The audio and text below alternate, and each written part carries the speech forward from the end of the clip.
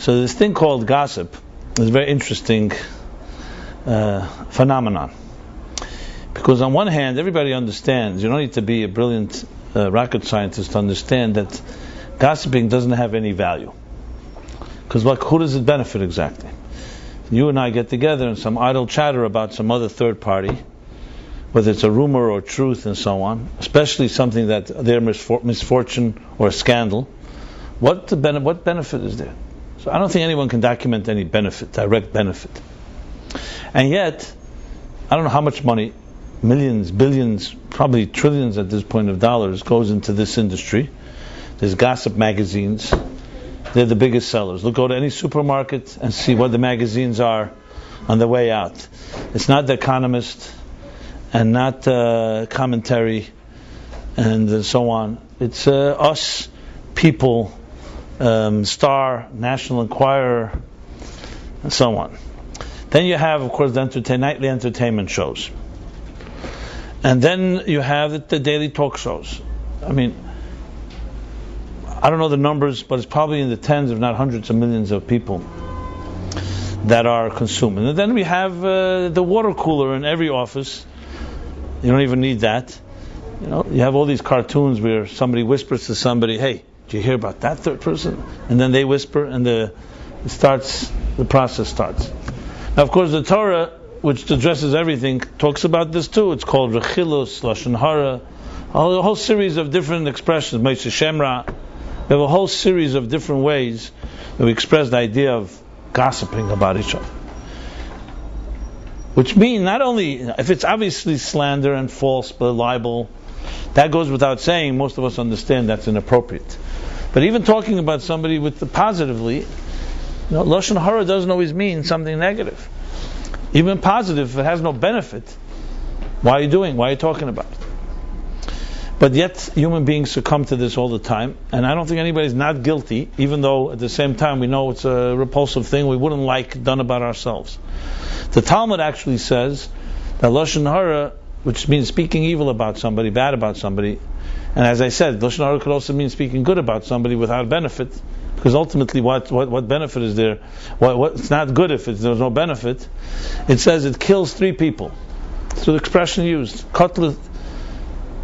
three, tlisa, katlina tlisa, it cuts down or kills 3 people. The speaker, the one spoken to, and the third person spoken about. So the one spoken about, we all know, because usually saying something, talking 2 people, talking about a third person, doesn't usually end up being good for him. But even the speaker and the listener are also included in this. So clearly, it's a pretty harsh statement to make. But I'm not going to give you another sermon and another lecture on the evils of Lashon Hara. You can go to any local synagogue for that. You can sure find all kinds of people who deal with this issue. I want to talk about it on a far deeper level.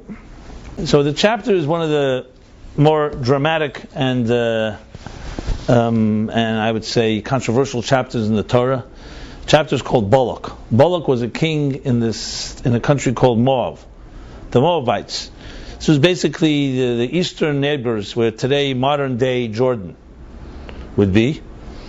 And this was on their way to Israel, going from that direction. The only way in crossing the river Jordan, they had to go through Moab. So the chapter begins, the Jews are coming close to the end of their 40-year journey through the wilderness.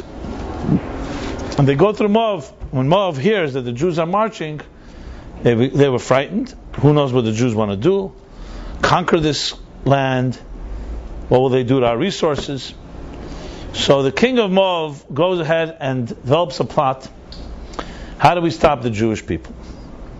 And he goes and commissions the greatest prophet of the time, except Moses. His name was Balaam. The Talmud actually says, in the Torah it says that there was no prophet that rose in Israel like Moses. And they say no prophet in Israel. But outside of Israel, there was Balaam. So Balaam was equated with Moshe himself, Moshe Rabbeinu, Moses himself. So you can imagine he was a sorcerer of the highest caliber.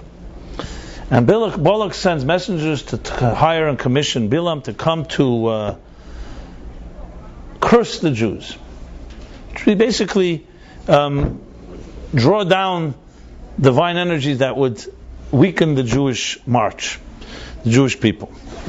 And a long dramatic story, which I won't go into detail, I've discussed it in previous classes, previous years. Bilam, of course, being a true prophet, he was a prophet. He wasn't a con artist. Knew that he can't say anything that God doesn't tell him to say, so he asked God permission. And God says to him, you can't go. These are my people, these are my blessed people. He insists, so God says, fine, go, but you can only go and say what I tell you to say. Okay, so Bilam packs his bags, takes his mule, his jackass, as the Torah says, and begins to go. And there's a whole dramatic episode about that as well, how the donkey will not move. As I said, there are profound psychological lessons in that whole discussion. The chamoyer, the osan, and the conversation that he had with Bilam. But then finally he comes to Balak and he tells him, fine, you're commissioning me, I'm more than happy to do the job. And he had no special love for the Jews himself, Bilam. However, remember, I can only say what God puts in my mouth. And what happens is that he tells Balak, let's prepare some offerings. To set the stage, we have to do a few things to invoke God's blessings on us. And they do all that, and Bilam opens his mouth, and instead of curses come out the most beautiful blessings. The most beautiful blessings you find in the Torah come from this arch enemy of the Jewish people called Bilam. And Balak says to him, what did you do? I commissioned you to curse them. Instead you're blessing them. He says, I told you I can't say anything except what God tells me to say. But let's try again. And they do a second series of offerings and all kinds of machinations. And this time even greater blessings come out. And Balak says, look, at least don't curse them, but don't bless them. He said, I can't. You open the doors now? This is what God is telling me to say. And this goes on 3-4 times. And the blessings, I said, get better and better. This is actually the only place in the Torah, as Maimonides is right, that actually the Messianic age is alluded to. Of all people, Bilam. Moses also blessed the Jewish people. So did Jacob. So did Abraham. Everybody's blessings all over the place. The greatest blessings of all come from this non-Jewish prophet who was commissioned to curse. What's the end of the story? As we all know, the plot thickens. Bilam finally tells Balak, look, you're not going to have God cooperate in cursing these people. You want to destroy them, you want to attack them, you have to get them to hurt themselves. And he comes up with the best plan of all. Instead of getting a prophet to curse them, what you should do is seduce them. And they sent all the Midianite beautiful women to seduce the Jewish people. He says, because only they can weaken themselves. You can't ask God to do it. You can't ask a prophet to do it. And that's sadly what happens. The end of the chapter is Bilam's brilliant advice, which wasn't even prophecy, it was just common sense, was that he tells Balak, that's what you do and that's what happens. And it causes a major disturbance, a major plague, and that's how the chapter sadly ends. So the prophecy ended up becoming great blessings. And this too has many lessons. Why Bilam didn't give him that advice in the first place, thank God. We ended up getting a lot of blessings, and Balak paid for it all. So that was good. But I guess when they got desperate, it came down to the final thing: no prophecies. So you have to find some other tricks. One of the statements made about this chapter and why this had to happen this way is really a lesson in life itself, which will bring me back soon to the topic we want to talk about, gossip. And that is that sometimes the greatest blessings come from what apparently may be a curse. Essentially, the idea of the light from the darkness. That when you transform darkness into light, it's a greater light than light that is originally light. Which we know, so most of us know, sadly, from our own experiences. There's much we learn from pleasant and successes, but the deepest lessons we learn from life are our mistakes. We're all human beings, and no human being is perfect. The question is, what do you do with a mistake you make? So many of us like to cover up our mistakes. Many of us like to deny or minimize them. Judaism's answer to mistake is redeeming a mistake. Means you learn from the experience and you don't hide or cover up. You harness the knowledge and experience you glean from that mistake or error or whatever, the negative experience, the challenge.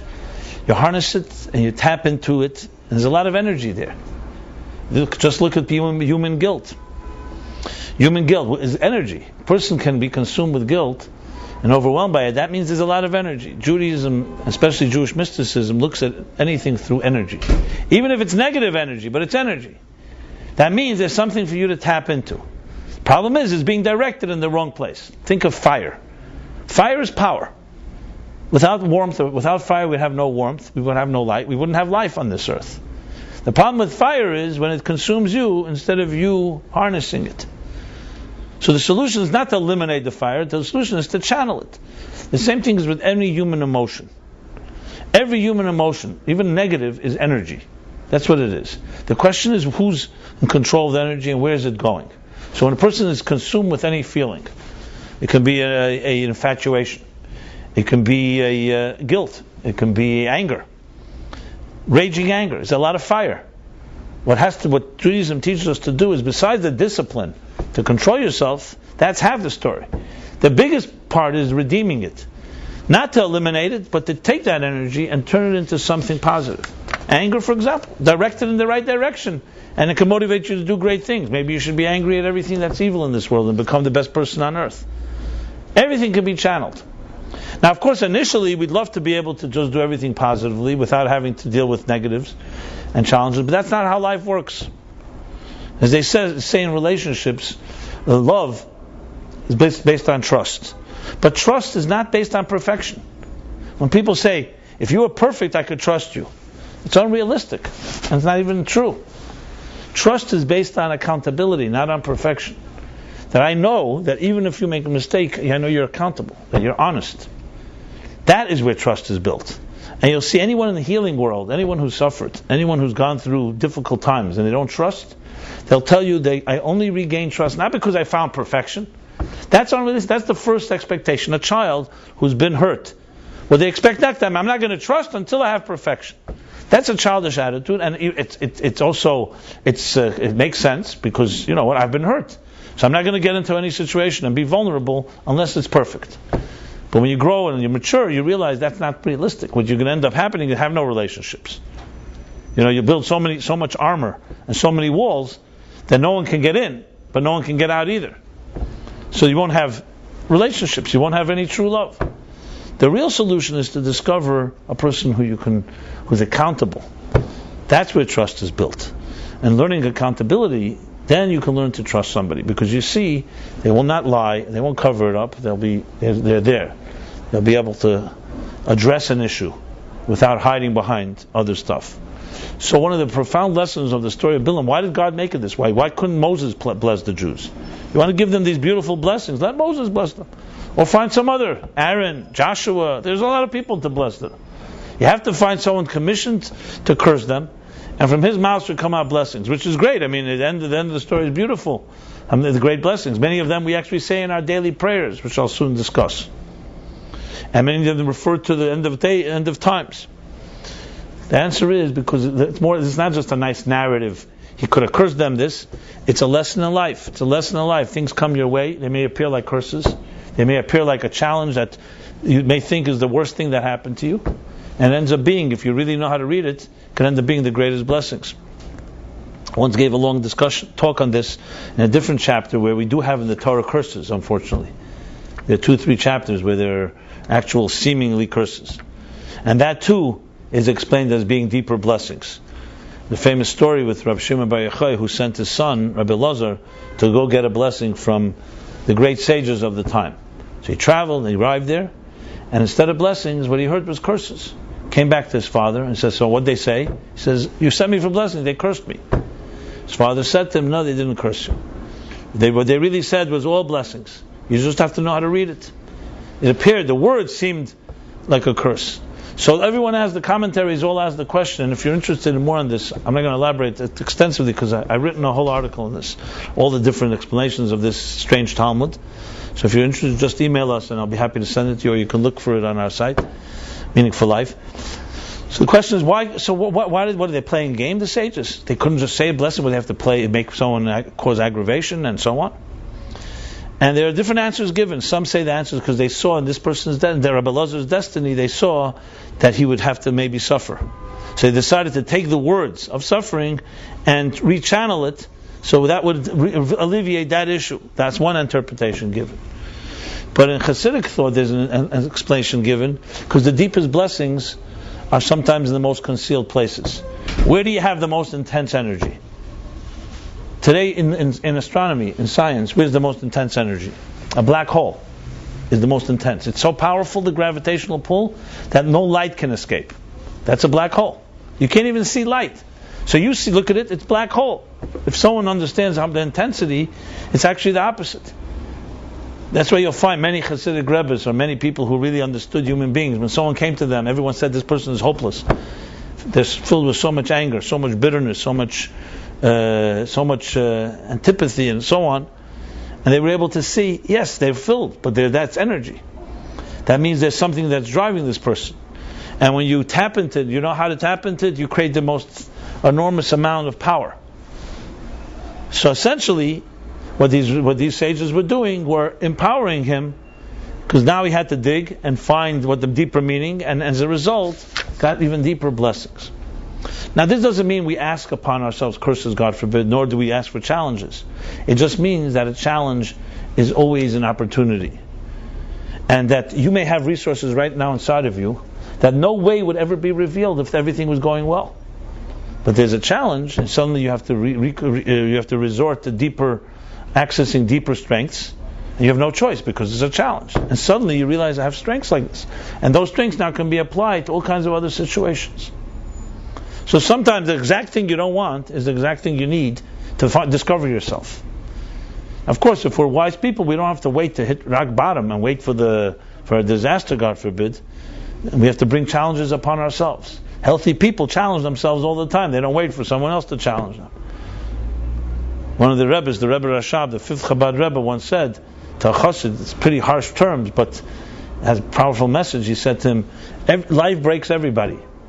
Break yourself before you're broken, because when you're broken, not through your initiation, it could be worse, be far worse. Actually, he said when he breaks, which means when God breaks, it's sometimes not the way you like it. So the second half is very harsh, but the first half, break yourself. What does that mean, break yourself? It doesn't mean become bitter. It means challenge yourself. Go beyond the natural expectation. The Talmud says, this was explained in Tanya, chapter 15.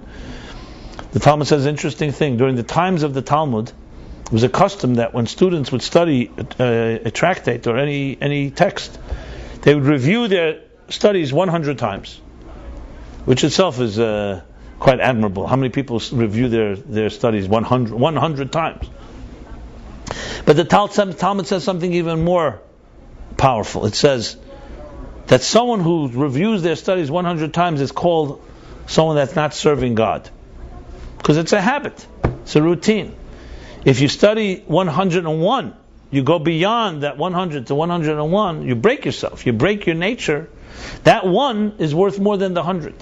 Obviously, you can't get to it without the 100, because you've changed something, you've changed a pattern, you've changed a routine, and that always opens up a door.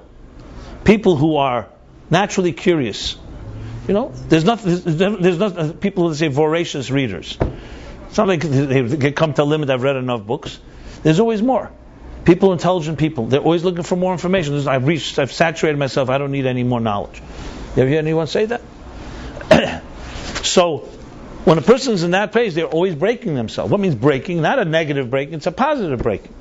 It's breaking your pattern and habit. That always brings greatness out of human beings. Sometimes you need a sparring partner to help you achieve that. So this is one of the major lessons that we can learn from Bilam. But I want to bring it back to our topic, because it's very much related. This isn't just an introduction. It's very much related. Whenever you look at human behavior, there's symptoms and there are causes. So we have it called the remedial medicine. It's a remedy to a situation. A person has a headache, you take an aspirin. Pain, painkiller. You cut yourself, a Band-Aid. We all have our immediate solutions to our problem. which is fine, frankly, for superficial issues and problems.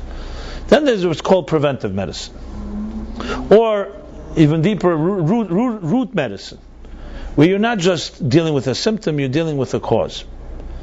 Now, the fact of the matter is, especially when it comes to psychological and emotional issues, most people defining their problem in that area of relationships, family, children, parents, spouses, anything that very rarely, and I can talk from my own experience, very rarely when someone says the problem that this is actually the problem. They usually tell you the symptoms of the problem, if at all. Not because they're necessarily concealing, because we are identified with symptoms. I know my finger is bleeding, God forbid. I feel pain here. Roots are not sensed. We don't feel it until it expresses itself. But when it comes to deeper issues, the only solution really is at the root. One of the beautiful things or powerful things about the Torah is that it is all based on root. Obviously, we always need short-term solutions to things for immediate, to stop the bleeding, so to speak, or to just minimize the immediate challenge. But the real solution, as I said before, with harnessing, it's not just getting rid of the anger or getting rid of the pain or the guilt or anything. It's channeling, because then you have a permanent solution. If you stop someone's energy and say, you know what, just control yourself, you may be successful, but you haven't really closed the engine down. You just made somebody suppress themselves. If you know how to channel it, then you know the energy is now directed in the right place. You're assured that you really have a solution. So when it comes to any issue that you see about human nature, about ourselves, this is a rule across the board. An issue that you are struggling with, or hopefully you're aware of. If you're not aware of it, or you're not ready to be aware of, obviously no conversation. But we all have our stuff. First question to ask yourself before you even get any consultation or advice is this a symptom or is it a root? Now, it's not a comfortable question to ask, frankly, because nobody wants to hear about roots. I'd love to hear it's just a symptom. I take care of it and we go, push it under the carpet and then we go move on. That's always the easiest approach, and we're all guilty of that, including myself. We all do that. But if you're somewhat a little more thoughtful and a little more honest, at times you start saying, hey, 1 second, but there's a pattern here. I deal with this very often. We talk about New York is the mecca of single life, and relationships is what we call a challenge here. So people have, I can't tell you how many episodes I've had where singles, not only the Upper West Side, but the Upper East Side or Midtown or anywhere, come and say, Rabbi, I've tried everything. I've dated, I did this, I did that. You got to help me. And then when you start listing and going through the usual suspects, often people will tell you, I did everything. There's something else going on. Sometimes a few people have told me even, I think there's a curse on me, an ayin hara or something. And I say, well, listen, maybe there's other options. Maybe there are other possibilities. And very few people really want to look at themselves. If they see something's not working in different directions, you have to look at maybe you're doing something wrong. You can't always blame somebody else. And it's not so easy to do. So when it comes to things like gossip, or I will speak about anything now, any addiction, anything we are seduced by, anything that that attracts us, positive or negative, rest assured this is a divine providence. Why do you involved in that? Because it's meant to wake you up to a part of yourself. Because if you're not drawn to something, then it's not for you. If you're drawn to something, the question is why? Why do you need that? Why do you need it? Let's speak about negative things, because positive things it's a little harder to discuss, because positive you can say I need it because I feel it's a good and healthy thing. If a person, let's say, is involved with any type of particular addiction, whether it's drug or alcohol, sex addiction, gambling, other things that control your life, why? What is the root? What appetite is it fueling? Is it feeding? What hunger? That's the most important question of all. It's not the question to say that is destructive, or to say how do I stop. That's a symptomatic question. The question is why are you hungry for it? What causes you to?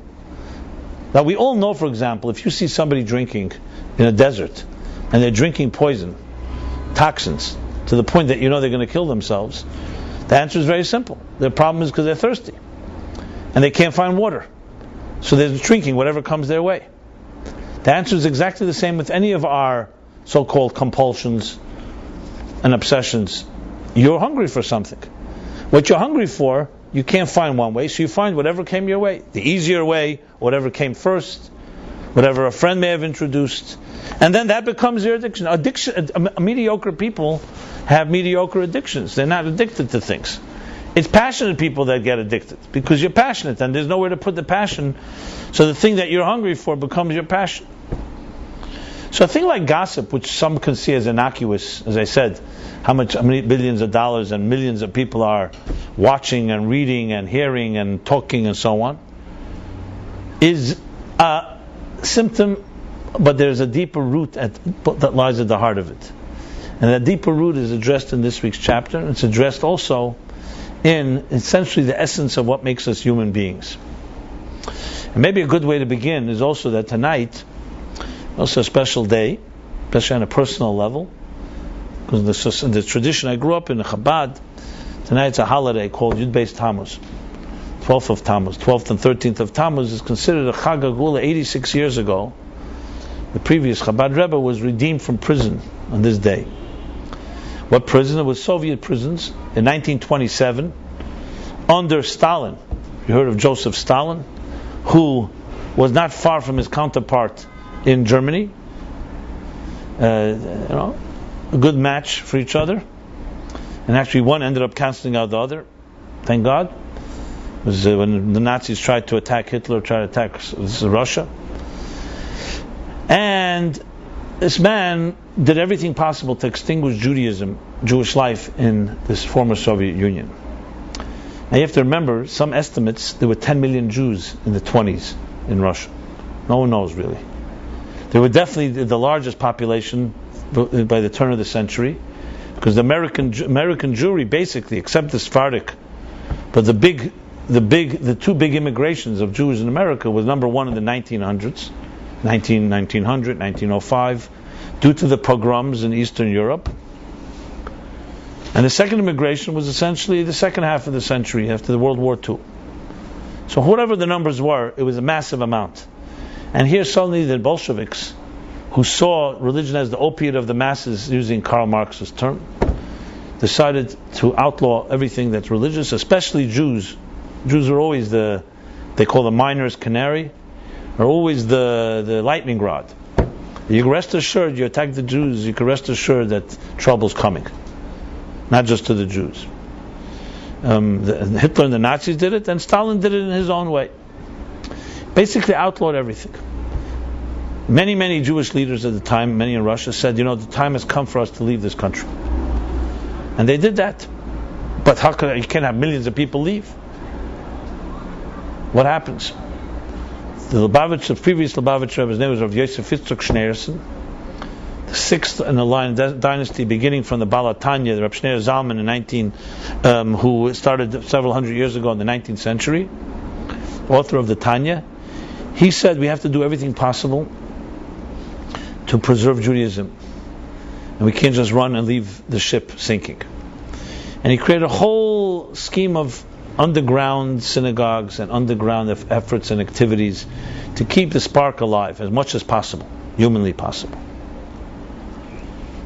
The whole story, that's even a personal story that I'm with my own namesake, my grandfather, who was part of a secret group of 10 people who, with the Rebbe called in 1923 and created what they called a blood pact, that they would do everything possible to keep the Jewish spark alive, to circumcise children, bar mitzvah people, teach, slaughter kosher meat, secret synagogues, secret mikvahs, whatever it took. Till this day, there still remain remnants of those efforts. Well, the Bolsheviks did not take this lightly. They didn't like it, especially the Jewish department of the Bolsheviks. As we all know, the greatest anti-Semites are Semites, called Jews. And they were called the Yevsektia. They were the Jewish branch of the communists. And they particularly hated anything that smelled from Judaism and religion. And they went after the Rabbi Schneerson, Rabbi Yosef Yitzchak. And finally they arrested him in 1927. Now you have to remember, there was no such thing as due process and justice as we know it. Even the justice we know is not perfect, but that there was altogether the prosecutor, and that was it. And he could have been killed like that. And he was almost killed several times. They tortured him, they punished him, they did all that. He was in prison. He was in prison for exactly, he went the 15th of Sivan, and on the 3rd of Tammuz, so basically 18 days in prison, which was, as he writes in his own memoirs, diary, which he calls Tractate from Hell. Masechta Gehenim, that's what he calls it. And he describes his ordeals there. And without mercy, remember there was no due process, there was no protecting his interests. And what's the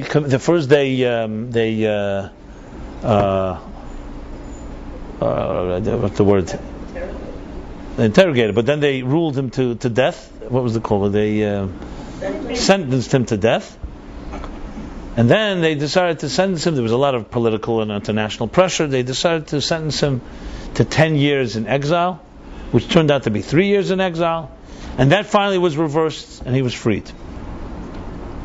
And a little while later, around a half a year later, he actually left the Soviet Union. They forced him out of the country, went to Europe, from one hell to another hell. And then he had to escape that too, and came to the United States in 1940. And I would not be sitting here if it were not for him, so it's important to pay tribute, and especially on a day and night like this. What was the secret? So you have to remember, it was very similar to the story with Bilam, which is this week's parsha. Also negative forces. These Jewish communists were unbelievably hateful, and they were, interestingly, who were they? They spoke Yiddish to the Rebbe, because they were grandchildren of Hasidim of this Rebbe's grandfather, Samach Tzedek, the people who arrested him. So it's a pretty nice setup. This would be, if it wasn't so tragic, it'd be a nice film. And they come to arrest him, and one of them says to the Rebbe, Rebbe, I'll carry your bags, like my grandfather carried your grandfather's bags. So he says, yeah, okay, well, your grandfather carried my grandfather's bags where my grandfather wanted to go. And you want to carry my bags where you want to go? No, you're not carrying my bags. Now, don't play chassid with me. And this became this type of banter between them, where they continuously would invoke their own roots, but they were using it for all the negative reasons. Finally, the Rebbe had made a decision, as he writes in his diary, that he would not succumb one drop. Nothing. He spoke fluent Russian, he'll speak only Yiddish. He wanted to put on tefillin every day. I mean, this was unheard of. You were talking about in a prison, where even from a halachic point of view, it's life and death. I mean, life and death, you don't have to fight for a mitzvah. Except the 3 things that one has to die for before they violate. And yet, he took this position, and he writes clearly, for his own morale, that if I give in one drop, I'm over with. And he stood fast and would not cooperate with anything. And there are many, many different details of the story. And there's one of the most dramatic episodes is when one of these Jews say to him, enough is enough, Rebbe. He points a pistol to his head and says, time to cooperate. This pistol here has changed many a mind. And the Rebbe, unflinching, said to him, this toy can frighten someone that has one world and many gods, but not someone who has one God and many or 2 worlds. And the man said to him, this Jewish communist said to him, Rebbe, we'll see who prevails. And the Rebbe responded, yeah, we'll see, ver vemen, who will prevail. Okay. Now where are we today? 86 years later. This communist was basically killed within a year, as everybody was killed. You know, Stalin was a great killer. He would kill his assistant and hire someone else and then kill that person. He was constantly killing everybody. And he had a particular sadistic way of doing it. He would invite you and your family and say, go to Paris, we'll pay all expenses, have a good party there. You had to come back because you held the rest of your family hostage. That was his way. That, you can party all the time and you're coming back. We all know how he killed Trotsky. He killed his own son, was able to sleep at night. So you're talking about a psychopath. Came to power. And who prevailed? Well, I'm sitting here as a grandson of one of the 10 people that were part of that pact. That Rebbe did come out of prison, and finally came to America. He had a son-in-law called Rabbi Menachem Schneerson, who was my Rebbe, who I personally worked for. And the Judaism I see today has survived. I don't know where the grandchildren of all those people are. So I'm a living witness who prevailed. At the time, no one would have been able to write such a script. There's no way that the Rebbe would have been able to come out. People were killed by like flies. It's just a matter of someone could have just pulled a gun and that would have been all over. There was no some type of legal system, recourse. So it's a fascinating story of inspiration, literally at the brink of disaster. But this shouldn't surprise us all, because all of Judaism was built on this. How many times have we faced the abyss? After the Holocaust, why don't you read some newspaper accounts in 1945? Obituary after obituary that the Jewish people will not exist by the year 2000. And it makes total sense. It wasn't a pessimistic forecast. 1/3 of the Jewish people were killed. And not just a third of the cream of the crop. Hundreds of thousands of teachers, rabbis, parents. The whole Jewish life was uprooted over 1,000 more years in the whole Eastern Europe and Central Europe. Who would expect that you could rebuild after that? Everyone else was demoralized. America assimilation was taking over. There was no Israel. Who would expect any renaissance? So anything is a miracle, especially that you see a thriving. Go back to Russia now. I was in Moscow a few years ago. And I went to places these were the places where they were arrested. These were places where and you see a thriving Jewish life. Nothing's perfect in this world, but who prevailed? 2 words from the Rebbe, ver vemen, who? We'll see who over whom. And the Rebbe was not just faith, he knew Jewish history. That's how it's been the story from Abraham till this day. This is documented. This isn't based on faith. So if you need empowerment next time you feel a little despair because, let's say your dessert wasn't so good, think about these stories. What we struggle with today is not comparable. It's not life and death. I'm not suggesting that we don't have our own little personal holocausts and challenges and losses and everyone, we know when you're suffering inside, you don't really care about other greater suffering. For you, it's suffering. So I'm not minimizing it. But these stories are meant to give strength, and it's all the darkness into light. Bilam. And that was always the secret. Not only don't we succumb to the negative, we turn challenges into energy and harness it into powerful forces. So when I see that, let's say, a few $100 billion is spent annually on gossip magazines and on entertainment shows, it's prime time. Entertainment tonight. How many entertainment shows are on every night? There are people tell me they record them because they can't see them all at once, so they watch them later. Basically, the Hollywood gossip about celebrities that really will benefit nobody and not even you, but it fills it's entertaining, to follow, and the magazines and so on. And I'm not here. The cynical side of it, is easy to do and dismiss it, and how it's meaningless and so on. And it's a commentary on society today, on life today. I want to address what I was taught, that when you see something, so much energy going into something, even if it's complete ridiculous, what's the energy coming from? Why do people like to talk? Why do people like to gossip? Why do we like to hear gossip? Is it because we're bad people and we just like to hear bad things about other people? It makes us feel better? Some psychologists say that that's the root of it all. It's called in Yiddish, there's nishvaginen. There's no real English word, and they say in English they use schadenfreude to express the idea. What does it mean?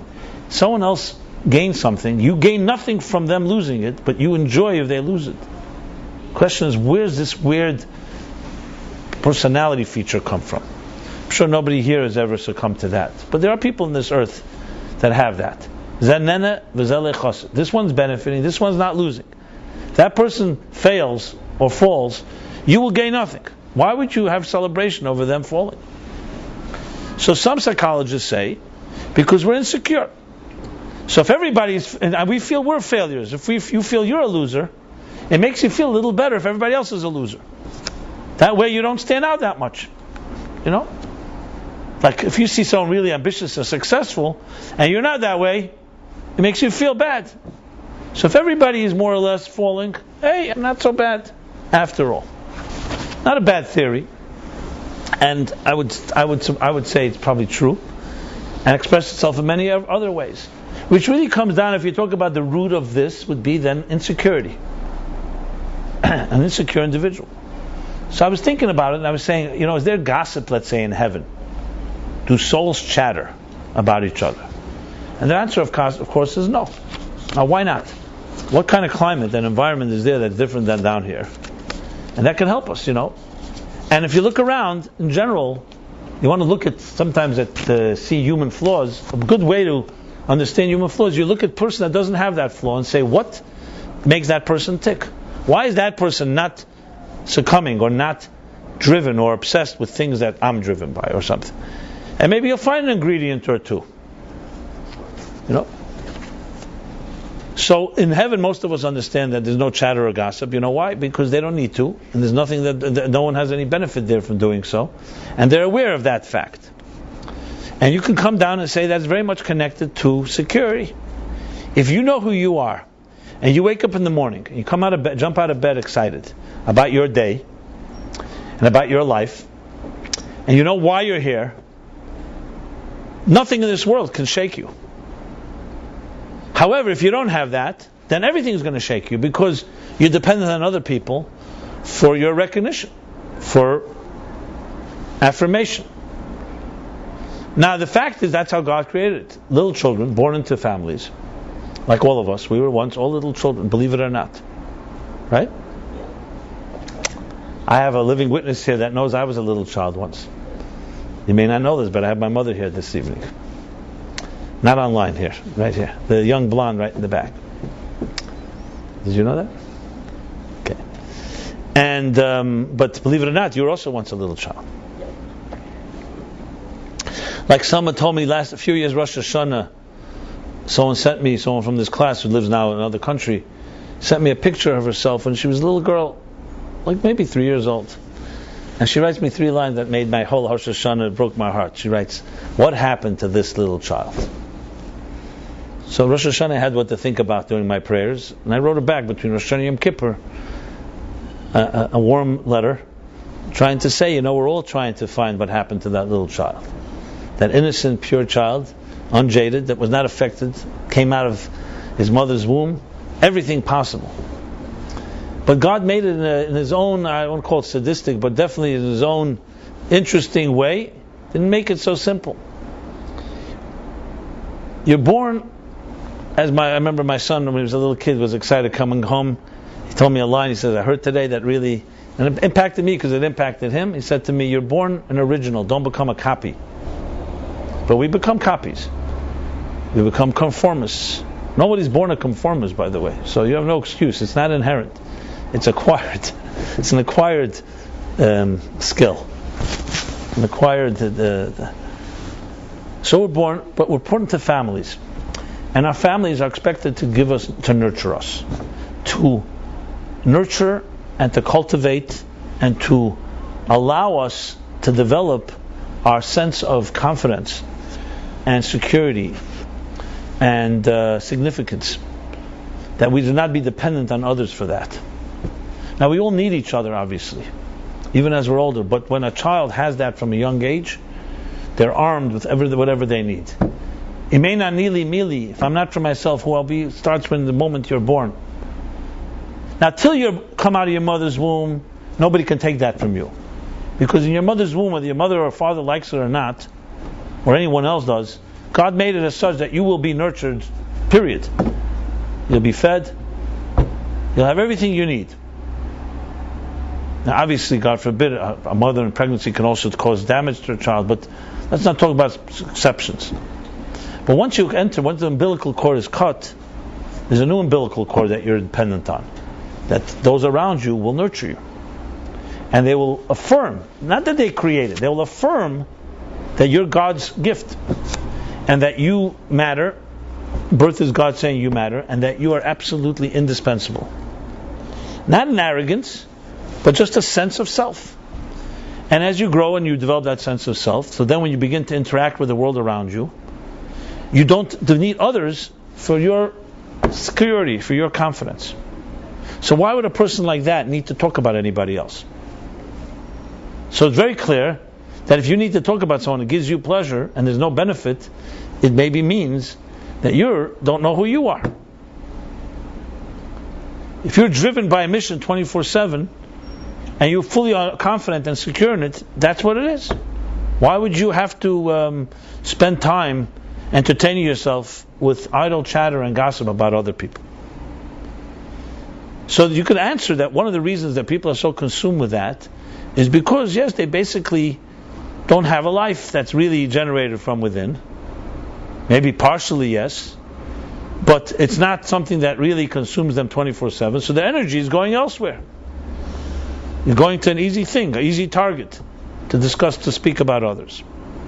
So Bilam, of all people, sensed something.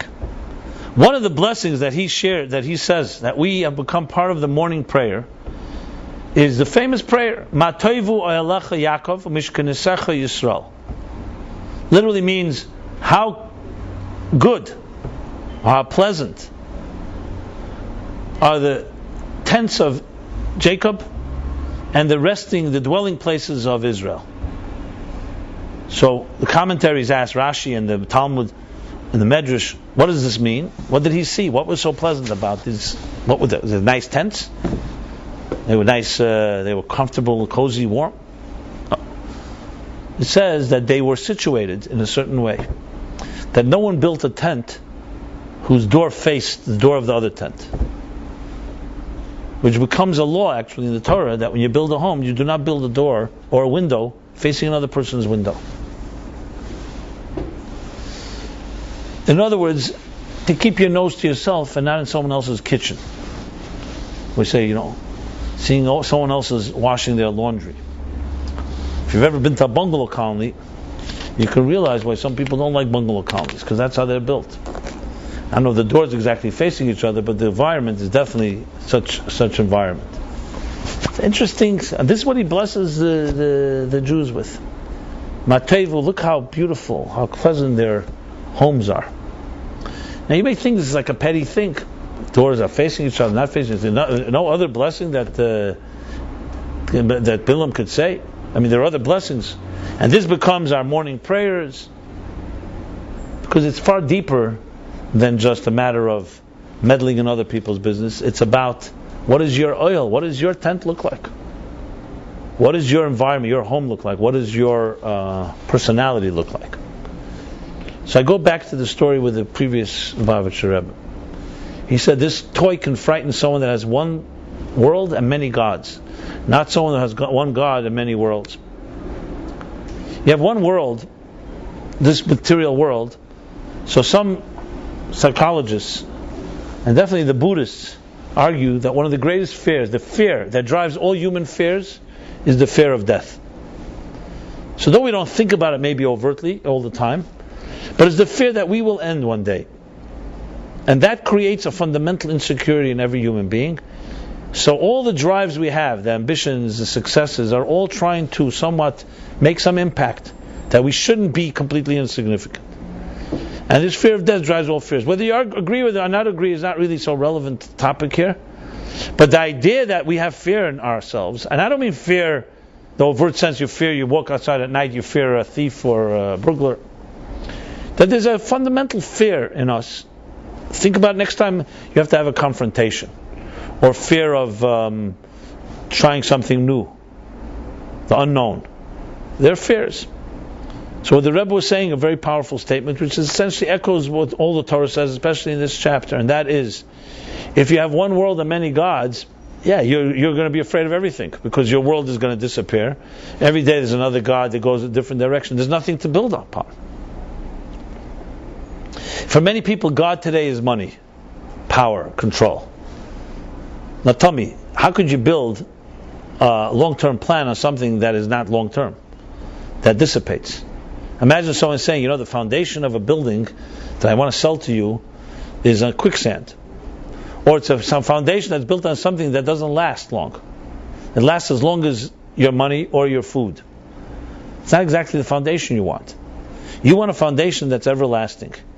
So what the Rebbe was saying was very simple. He says, if you have one world and many gods, you'll be frightened all the time. You have one God, eternal, immortal, and many worlds. I have many dimensions to my life. You're going to take my physical life, I have a spiritual life. You take me, I have my children and my family. Not that, God forbid, he wanted to go or be killed, but you're not frightening me just because you think you have a gun in your hand. Now, of course, it takes a Rebbe to have such presence. I'm not suggesting we all can feel that way with a gun to our heads. But on a more subtle level, everybody has this challenge. What frightens you? They say today everybody's for sale, which is a sad commentary. Everybody's for sale. It's just a matter of what price. Is that true? You think you're for sale? Would you like to think that someone spends enough or gives you whatever? It doesn't always mean money. It could be something else that you actually would compromise. Now, unfortunately, we've seen torture and other situations where people compromise things that no one would ever imagine. We see today in incidents, where people go on a mountain, there's an avalanche, they're left without food, and they can turn on each other, turn to cannibalism. And he asked the people, do you ever think you'd be a cannibal? It's like mine, but you think, impossible. But who knows what hunger does? Who knows what pressure does? Who knows when you're under those circumstances? No one should ever be tested. In those years in Stalinist Russia, and those years under Nazi Germany, there were, unfortunately, people who became kapos, and there were people who sold out their own mother and father and brothers and sisters to save their own skin, which didn't help. It's like what Churchill said: appeasement is feeding others to crocodiles in the hope that you'll be eaten last. Like that guy that the two guys go camping. And he wakes up in the middle of the night and he hears a bear scratching around the tent. So he says to his friend, "Hey, listen, there's a bear. We got to get out of here." And the friend sees this guy's tying his shoelaces, tying his sneakers. He says, "What are you doing?" He says, "I'm going to run." He says, "But you can't outrun the bear." He says, "I don't have to outrun the bear. I have to outrun you." Very life affirming, right? Well, this is called dog eats dog. The survival of the fittest. So no one should ever be tested. But who knows what we're made of? Because we live in a fragile world, and this is exactly the world, an insecure world. And insecurity and fears drive us much more than we'll ever acknowledge. Not because something happened, because life is an insecure place. The mystics say this world is controlled by what's called the Tzimtzum Harishin. So, like they say, it's not the economy stupid, it's not this, it's the Tzimtzum that caused all our problems. Yeah, you can blame the grand old Tzimtzum that God put in place. What's a Tzimtzum? Tzimtzum is a fundamental concealment that created a quantum leap that turned everything inside out. Which means, imagine that life is your hand, and then you put a glove on, and suddenly the glove thinks it's in control. Inside out. When the fact is, spirit and soul should control existence.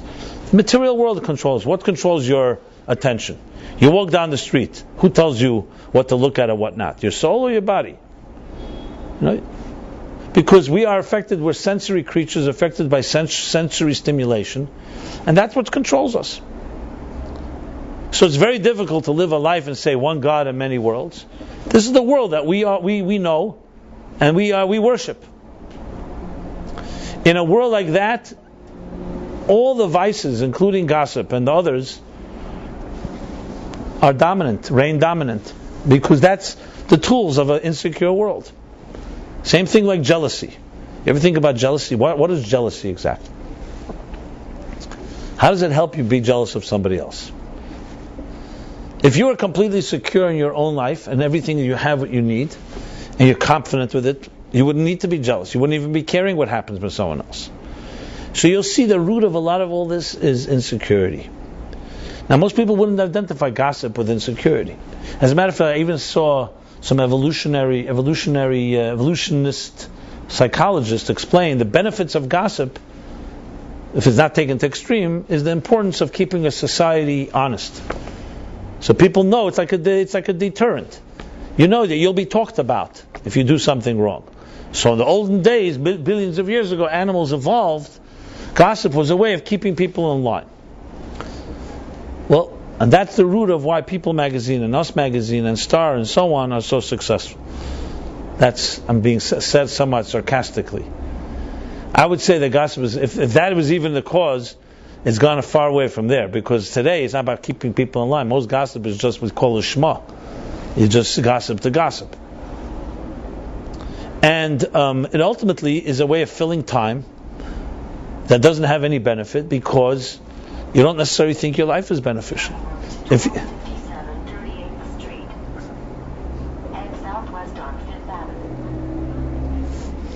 Did someone lose the sense of direction? Someone lost, huh? Yeah. I was once with somebody who says to me, I need a GPS. I said, you have one right here. He says, no, I need, for my life. I don't know where I'm going. Yeah, there's no GPS that's been created for that yet. So I personally saw in the Rebbe, and I didn't know his father-in-law, but I assume he was the same way. There are people who every second of their lives were committed to mission. And for them, a second that was wasted was like a second that died. Like a life that died. Imagine you're given 365 children to watch over. They're your children. And if one is wasted, it's like a dead, God forbid, a child that died. It's 365 days in the year. And every second is a life. Now, we don't have such intensity, nor are we interested in having such type of responsibility. We have a thing called leisure. I'm hanging out. I'm just, what am I doing? I'm hanging out. I'm just relaxing. Nothing wrong with that. I'm not suggesting one shouldn't relax. But think of the other side of things. Someone who is on a mission every second. So every second is important. How would they have time or interest in talking about anybody else? Unless it's part of their mission. Now, this is not a question we usually ask. If we ask this once in our lifetimes, once in our day, we'd be in good shape. So that's what Bilam saw when he saw Mateva Elecha Yaakov. He saw the beauty of how a home, a tent, a dwelling place should be built. What is a dwelling place? Elecha. It's a place that gives off light. The temple, was built in an interesting way. They had windows. But most windows are either just plain windows, or if you're going to build a window, you want to bring light in, so how would you build it? You'd have narrow outside and wide on the inside, so it expands. That's how they do, like skylights. The temple was built the other way around. There was narrow windows on the inside, shkufim atumim, and it went wide to the outside, which is a little weird.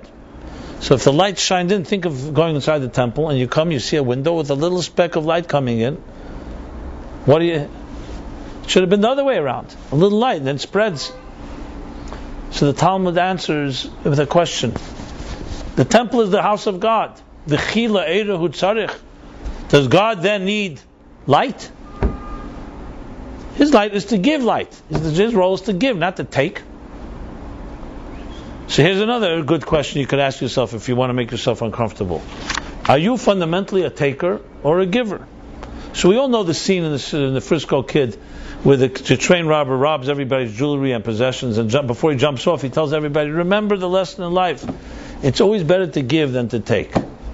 He's trying to console them. They should feel good that they gave him some charity.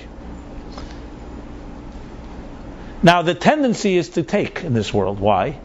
Because we never have enough. We never know how much will be enough. You could ask this to people who have $1 in their bank account, to people who have billions of dollars in the bank account. I never know will be enough. Because materialism by nature is an insecure entity. And insecurity always elicits insecurity. Insecure people will make you feel insecure. Insecure items will make you feel insecure. Someone says to you, the department is called securities, right? They call it financial securities. But if someone says to you, hey, I'll give you security by giving you something that doesn't have any permanence, how secure can you be? Be secure. You know why? Because I'm giving you food today. You say, well, second, what happens tomorrow? I'll give you for tomorrow too, but what about the next day? So the worship of one world immediately worships insecurity, and it has to cause you to be insecure. Again, I'm not suggesting we can go cold turkey and change the whole picture, but you have to know the root of our challenges. And that immediately is going to lead to anything to satisfy whatever you need to keep yourself happy. Oh, jealousy, gossip, and all these things, they work perfectly in such a world. In a world in heaven, what do souls do in heaven? Well, we all know that some people say, I'd like to have heaven for its climate and hell for the company. Because more exciting people are in hell, obviously. But that's all jokes aside. What does a spiritual entity do? Spiritual entity is completely secure. It doesn't need food. It doesn't need money. It doesn't need anything that's temporary. It's involved with permanence. Involved in permanence, where's there room for talking about somebody else? I make a suggestion very often, counseling couples, families. And just recently I remember just one example. The family that was falling apart, basically. As the children were getting older, teenagers. So they were their observant family, they keep Shabbos. So Shabbos was always the so-called oasis. All week things are not working, at least Friday night. And then Friday night start falling apart. The 7-year-old son stays in his room. This one is fighting with this one. Another child decides to take off. So I'm having this conversation with the mother and the father about this. And I say to them, so what does Shabbos table look like in your house? Like, what goes on at the table? If it was up to you. Okay, we sing some songs, foods. I say, is it exciting to be at your table? Would I like it? Would I enjoy it? Or is it boring?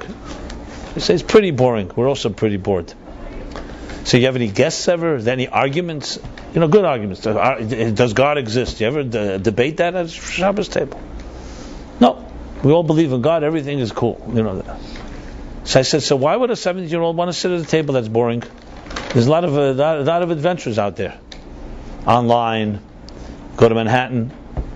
They start saying, God forbid, we're still Shomer Shabbos. I said, yeah, but it's not. If you keep it up, why would he want to stay there? Because in this world, there's two things, my friends. You're either influencing or you're being influenced. That Rebbe could influence because he was not influenced by others. He was influenced. You're either being influenced or you're influencing. Either your oil, your tent, is giving off light or it's absorbing other things. There's really a third option. Because we have no neutral state. There's no such thing as a vacuum in nature. Nature abhors a vacuum, and so does a person. Do you ever have a situation where your mind is not working? Your thoughts are not? There's a expression, machshava meshetetes tamid. Thought is a wheel. We're always thinking. The question is what we're thinking about. There's no such thing as an empty thought. Try to think about consciously during the day. You may be thinking about things that are ridiculous or meaningless, but the thought is there. So you're either thinking about something positive or you're thinking about something meaningless or something negative. Now, it depends on what your oil looks like. If you are generating light and you're giving off, it's a home that is contributing. And if the children saw and everybody saw that this home was giving off something, great. But what do you think happens if that Friday night dinner, or for that matter any time, becomes a time for gossip? Which I discovered was also part, start talking about this one and that family, and this one did this and that one did that. What do you think is going to tell me what you think the long-term results of a steady diet of such conversations? In innocent children, what's going to result? Again, you don't need to be brilliant to understand. The result is, that's my life. My life is based on talking about other people. Which really is a subtle message saying, I have nothing to say for myself. The only thing I can talk about is somebody else. What do you stand for? A lot of Jews today will say, I don't want to be an anti-Semite. What does Judaism stand for besides anti-racism? Or anti-Semites? What's your vision? Israel is suffering a crisis like this today. There was a time where the war was to find a homeland. Now we have the homeland. So what do we stand for? What's the plan, the 50-year plan now? What's the vision? It's a big struggle. What's the vision for the future? So many say just that we should be at peace with the Arabs at peace. That a vision? That's simply saying you want peace. Young people want a vision, older people, everybody wants a vision. You don't have a vision looking forward, you become playing defense, Guaranteed that that vacuum is going to lead to stuff like gossip and other stuff. It has to. Because what else are you filling it up with? So I'm not talking about now that the danger is the destruction I mentioned before, 3 people killed when you speak Lashon Hara and so on. That's a result of it all. The question is the root of it all.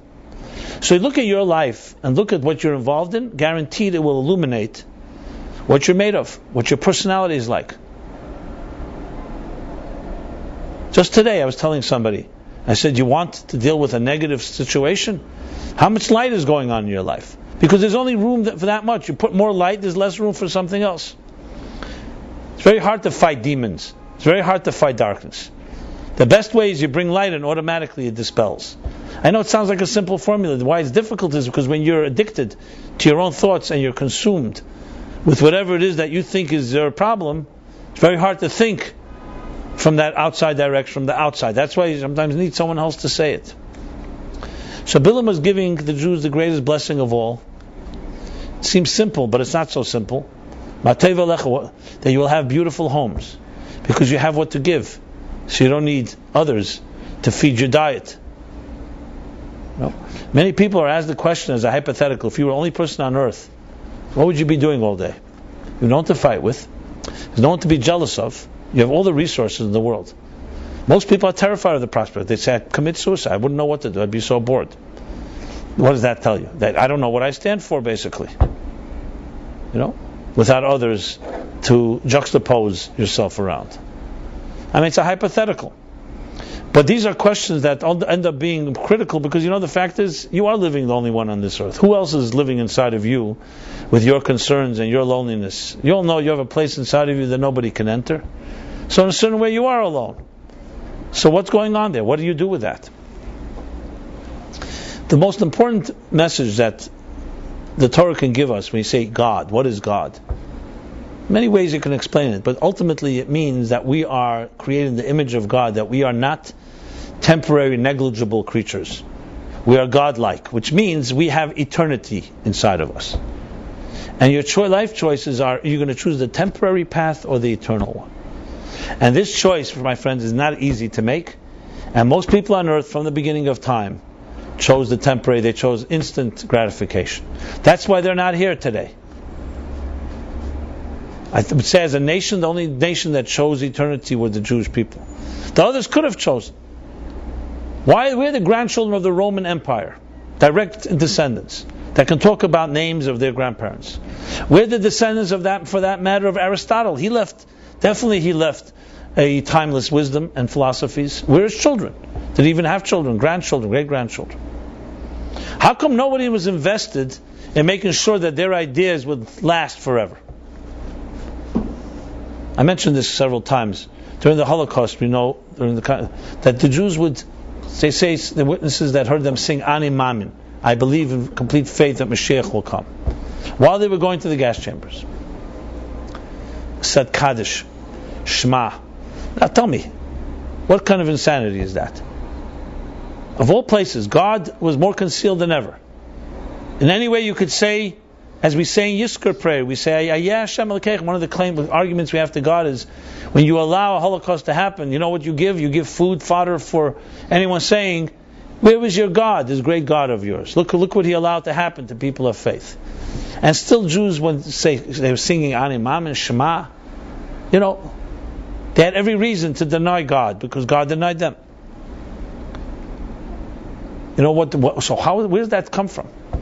It comes from a connection to eternity that says, listen, you can take my body, but you can't take my soul. You can take me, but you're not going to take my faith. Because if it won't be me, it's going to be my children. If it won't be my children, it'll be my grandchildren. Now this sounds like obvious. Everyone should know that. But you see, not everybody knows that. How many parents neglect their children because it's about them? And they may think they love their children. They just don't know how. They're focused, they're selfish. They may not call themselves selfish, but they behave that way. In the Torah, there's a curse that says, mothers that will eat their children. So technically it means there will be such hunger that they'll be so desperate and hungry they'll eat their own children. Come on, do you know anyone that would do that? I know in the animal kingdom there are such. Not because they're necessarily hungry, whatever their reasons are.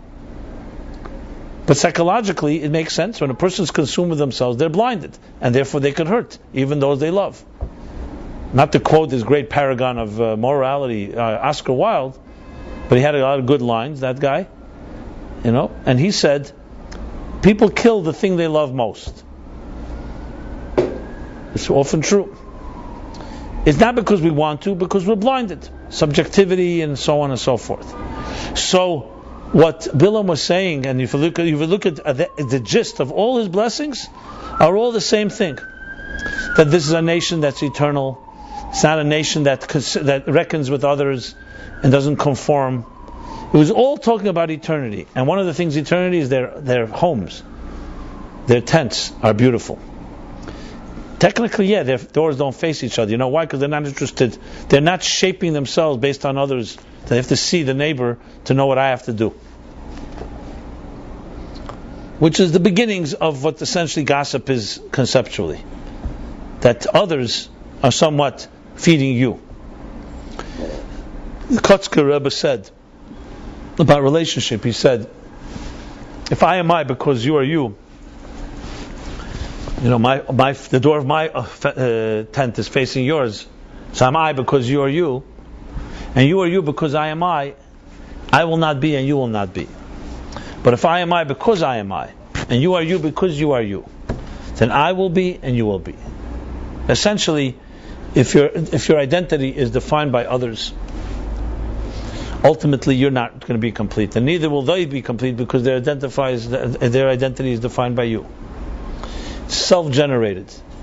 Now, if these ideas are foreign to you, maybe tonight's a good opening to remember. You were born an original. You have everything inside of you to accomplish anything you need to accomplish. It's just that you're not aware of yourself. I just saw a note from the Rebbe to somebody who says, Rebbe, please send out solace, send me help in my city. His name is Rabbi Moshe Hecht in New Haven. Moshe Yitzchak Hecht. Send me help. I guess he had a deficit, he had difficulties there. So the Rebbe answers him a very interesting answer. He says, Tarim Yikro V'Aniena, before you even called out, I already answered you. I actually sent you help. His name is Rabbi Moshe Yitzchak Hecht, and I guess you don't recognize him. Because I see from your letters and your lack of confidence that you probably don't recognize him, but if you got to know him, you'd find out that he has skills and powers that you wouldn't have this depression and this lack of confidence and fears that you have. That's what he told. Writing to him about himself. So do you think you know yourself? It's ultimately, when a person says, I don't have the power to do something, it's ultimately, that's an arrogant statement. Even though you say, what do you mean it's not arrogant? I don't feel I have power. It's humble. And that's not humble. Because who gave you the right to convince yourself you don't have the power? How do you know what you have? You really know yourself that well? So some people says, yes, I know myself. Well, that's why I say there's a God. Yes, if you were self-made, you built your own machine, fine, you know yourself. You know, like that scientist that tells God, listen, I don't need you. We don't need you. I can do anything you did. So God says, go ahead. He says, so the scientist takes a body of earth, a piece of earth, and is about to start, tampering and putting in chemicals or whatever to make things grow. So God says to him, no, use your own earth. He's taking God's earth and he's going to show that he can do what God does. Use your own earth. So if we were self-made, and this to me lies at the heart of what God is all about, why we need God. Someone asked me, what do we need God for? I'm getting into now the personal God, but let me put it this way. It's either you created yourself or someone created you.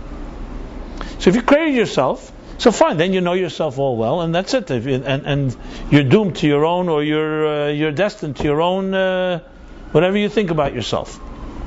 You don't have confidence, that's it, too bad. But if there's a force that's greater than you are, and put you here, then the first thing you have to just acknowledge, nothing more, that you don't know yourself completely. You didn't build yourself. You don't know your machine. You know what you know. How much do we know about our own selves? You know the minimum. Maybe you know more about than others know about you. Maybe the other way around. Who knows?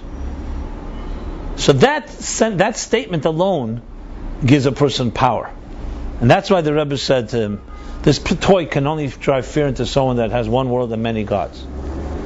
So this issue of gossip, and I was not going to talk about gossip in a just to talk about the meaning elements of it, but really to get to the heart of energy. I know people who are consumed with talking about others, and they're actually very smart people. They actually understand other people, but instead of understanding people and using their understanding to help them, they use their understanding to talk about them. I met a guy years ago. He was for many years a therapist. He was a great therapist. I meet him one day. What are you doing now? I went into advertising, an advertising agency. How'd you get from here to here? He said, well, I do the same thing and I pay 10 times as much. There I was helping their emotions. Now I'm manipulating their emotions. Those are his words. And he gets paid a lot more. It's much higher salary to manipulate emotions than to. So I said, give me an example. She told me about some campaigns. How do you get people to buy something? And his psychological background, when he was actually an excellent psychologist, he was using it. I'll call that gossip instead, worse than gossip, basically using it. So I said, how can you do that? It's not ethical. He says, no, they have free will. They can buy whatever they want to buy, not buy. I said, I understand they have, but how about you? How'd you? He said, don't worry, I'll soon retire from this. Then I'll go back into therapy and heal all the people that I screwed up. So it reminded me of the what I read, that radar detectors are manufactured by the same companies that manufacture radars. So they manufacture the radar for the police. Then they come to us and they say, listen, we have a way to detect it. Then they go back to the police. We need a better radar because that they can detect it. That's, I think, a great business plan.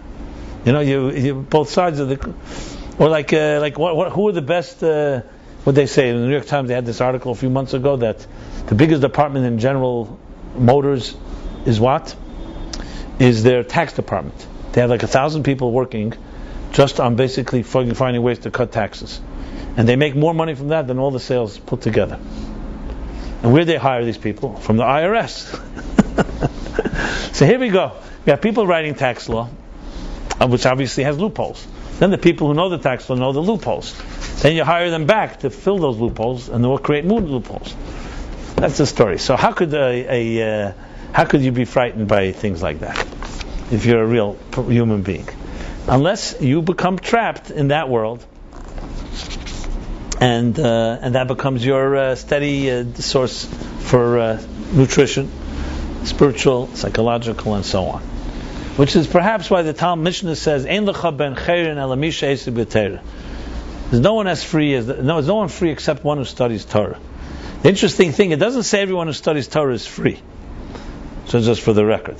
But you can be without Torah. You know why? Because the Torah doesn't talk about things of this world. Things of this world cannot cause you to be free. It's about this world. It can only add to your addiction to the world. You talk about some things that are higher, that lift you to a higher place, more spiritual place. Things that are not made of physical substance.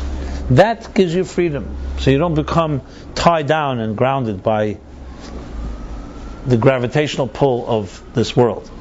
Like the famous story, the famous analogy, when you're tied above, you don't fall below. That's what the previous Rebbe had. He was tied above. Now they told the story about the Blozhiner Rebbe, I believe it was. He was in a concentration camp with some of his Chassidim. They were in a particular camp where the commander was a very, more than usually, achzer, cruel, vicious. He had this game he liked to play. They all played these games. His game was that the Jews would dig these wide trenches. Whoever can jump over the trench, you live. If you can't, you fall in, you get shot right there. That was the game. You can imagine. Not just the killing, the dehumanization. Anyway, the Blozhiner Rebbe and the Chassid, they were there lined up. The Chassid says, Rebbe, I'm not jumping anywhere. Enough is enough. They're torturing us. Let's just die right here. The Rebbe says, as long as you have strength in you, as long as you have a breath inside of you, you have to do whatever you can. You never know. Okay, the game began. The game, quote unquote. Jumping, people shot. And it was, in the whole mayhem and confusion, no one knew who was what. A little while later, they were liberated. And both the Rebbe and that Chassid survived. They meet at some point. They're both shocked to see each other, because to survive that game and other games like that. And the Chassid says to the Rebbe, you're not a young man. How did you jump over that trench? He said, very simple. I closed my eyes. I thought about my father, my grandfather, great-grandfather. I held on to their kapota, which is their coat. and I jumped. I tied above. And what about you? How did you jump? How did you make it? He says, I held on to your kapot. Okay, so we're all holding on. That's good. It's the antithesis of the blind leading the blind. That's what it is. It's the seeing leading the seeing. This is the story of Yud Beis Tammuz tonight, tomorrow. It's the story of this chapter. And Bilam recognized it more than anybody. That's why he knew he can't touch these people.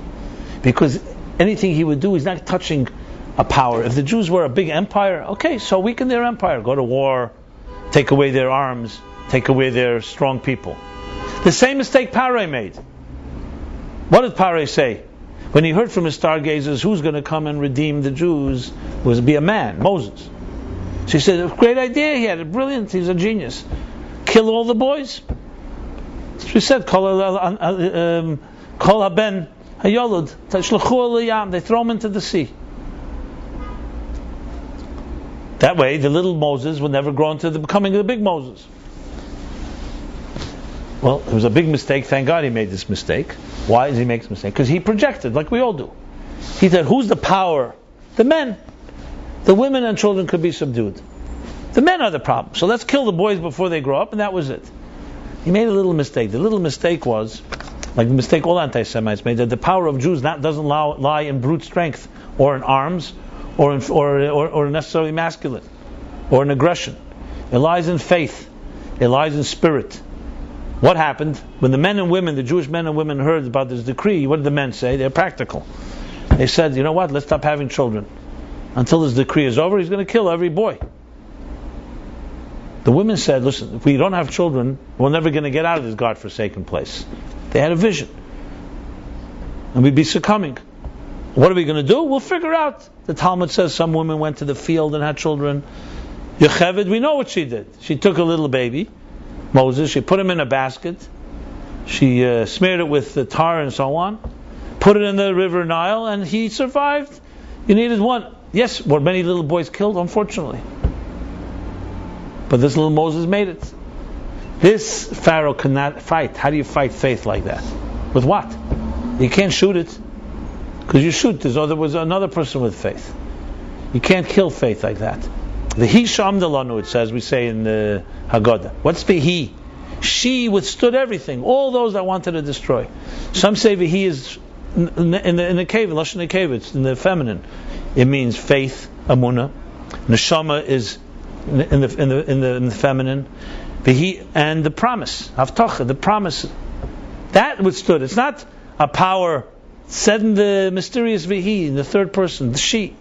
She withstood it all. And that's what they knew. They held on to this.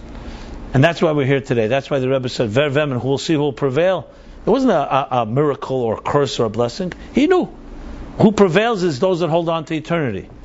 The Rebbe held on to his grandparents' coat. That Chassid held on to the Rebbe. And you forge ahead. And you know there's some power stronger than you are. Don't think you are self-made and that starts and ends with you. Not your strengths are your own and not your weaknesses are your own. There's always more to the story. And Bilam recognized it very clearly, and he knew there's no way you can touch these people. You want to touch them? Get them to stop being internal. Let them succumb to their own, be seduced and succumb to their own temptations. Then you weaken the power. That's what he did, which is of course brilliant but terrible. So we are our own worst enemies, and we can be the greatest assets to ourselves when we recognize that power. Gossip is one expression of the frailties of a material world, busy with meaningless things because it doesn't have focus on what matters and what's eternal. There's no way that a person that is focused on, think for a moment, God forbid, no one should ever hear of this, but let's say you were involved, I said before, with children. You have 10 children in your care, and they're all over the place, and you've got to make sure that they come home safely. You have time for gossiping about people? Because there's a sense of urgency. There's a sense of purpose to your life. Problem is we have free time, called free time, which is a blessing on one hand because we don't have to run away from enemies. But what do you use it for? So the energy is there. We've got some free time. Imagine if we used all the free time toward positive revolutionary change. You understand people well. Instead of talking about them, why don't you figure out how to help them? Simple as that. Yeah, that takes a little more effort, a little more discipline, a little more focus. The lowest thing you can do is just, I understand people. I understand. I know people, every time they hear something virtuous someone does, they'll give you 35 reasons why there's some ulterior motive. So ask somebody, why? Who cares? Let's say he's doing something good. And who cares if it's an ulterior motive? No. I said, you feel better to know that it can't be a good, right? Because you're not doing anything good. So you feel better to make sure he's also not. I hear this, I've seen people, very charitable people. Then you hear someone who could give a lot of charity and says, that person is doing for this. And you say, so why don't you do it for the right reason? They're silent. They're always good at, they tell why everybody else is doing not good. I think the Rebbe told the same story. He was once in Paris and he gave somebody charity at night. So someone else came over to him and said, it says in Kabbalah, it's in the holy books, you're not supposed to give charity at night. So later he shared it with his father-in-law, the Bala Geula of this Yud Beis Tammuz. His father-in-law says probably that person doesn't give charity by day either. Because why is he suddenly, of all things, all the mitzvahs, he's interested in helping someone. No, you don't do it by night. So he says probably by day he's also not doing it. It's interesting insight into human beings. So, my friends, let's sum up in a positive note like this. I hope I didn't speak any gossip here tonight, the last hour and a half. So that's already good. And since you're listening to me, you weren't thinking about gossip. So we're already an achievement. I want to bless you all that you should have enough to talk about, how to bring positive force into the world, that you don't have time to talk about other things. It's really all about that. You feel it positive, you influence, you will not be influenced. And now we can go home and watch our videotape of entertainment tonight. No, I'm just kidding. Like the rabbi. Watch the videotape of this. Right, exactly. Well, you can watch both. There's a lot of time on our hands. Have all night, a long night ahead of us.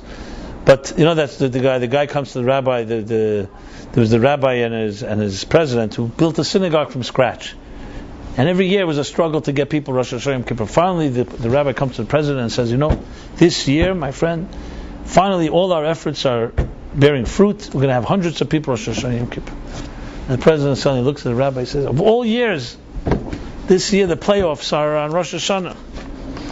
So the rabbi says, well, you've never seen a video? You've never heard of a video machine? He says, that's great, Rabbi. I didn't know you can videotape the entire service. So it all comes down to, again, what your priorities are. So I bless you all. Mateva Alecha Yaakov. You should build beautiful, pleasant tents. Today they're more permanent than tents, homes that give off light. And this also means on a walk, and we're walking tents. You walk in the street, when people come to you, do they feel drained by you, or do they feel empowered? Or do they feel ambivalent? You want to be a person that anyone comes in your presence, you feels strengthened. A good word, hope. We live in a world, there's enough tragedy and pain and loneliness that time for a few of us just make that decision. There's a ripple effect. Because when you give off light, it becomes contagious. That's how it is. The only thing in the world that doesn't get diminished by giving is a flame. You light a flame, it lights another flame. The first flame doesn't get diminished. On the contrary, it gets stronger because a few flames together is more powerful. Everything else gets diminished because it's all material things. I give you some, I have to have less. I may have the satisfaction. So we all have this flame inside of us with the ability to illuminate. So I bless you all that we should use this special week, the blessings of Bilam, of all people. The darkness feeds the light, and to turn it into a force of good. Simple basis, every day try to find something good to say about someone. That doesn't mean we're naive and we don't understand there's always also things to criticize. And share it. It all comes down to a few good people turning the tide. Tides are turned with a little shift, and it becomes that ripple effect that continues to reverberate. And we should all be blessed, especially in this day, Beis Tammuz, that we should all experience a so-called microcosmic redemption. As I said, by studying Torah, by lifting yourself up to things that are higher than the quotidian, pedestrian level, that becomes the rope which holds us and carries us sometimes when we're below and we fall. Because we have something to hold on to. And we should all have something to hold on to forever, which will help us navigate and maneuver through this world And as always, it's a great honor to sit here and spend time with kindred spirits as we intersect in this world. And hopefully everyone goes back and brings your unique light, your unique music to your corner, your sphere of influence, your corner of the world. Thank you very much. Thank you. So tomorrow, Philip will be giving his class tomorrow night, Philip Namworth. I want to dedicate the class to Yosef Arya Leib Ben Liba Bluma, Refuah Shlema, complete Refuah Shlema. And we will continue Wednesday night next week. Please, any questions you may have or anything we can help you with, please email us, send us information. And it's an honor and pleasure to help in any way we can. Thank you so much.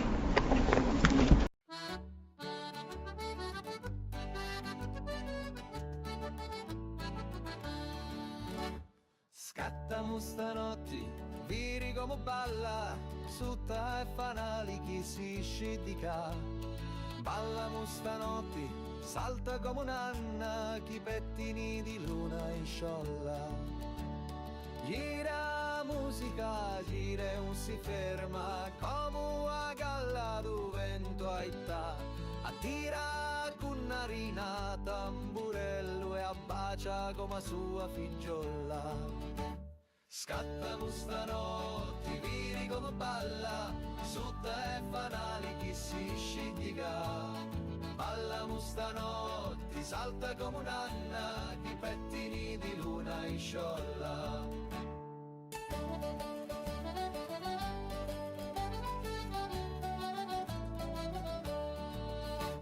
Sinni e tunu, i voti si danno, tu na poco gli peputia. Sinda affettunu, i cappotti russi e si ricordano da notti buona. Scattamo stanotti, vini come balla, sutta e fanali chi si scidica. Ballamo stanotti, salta come un'anna,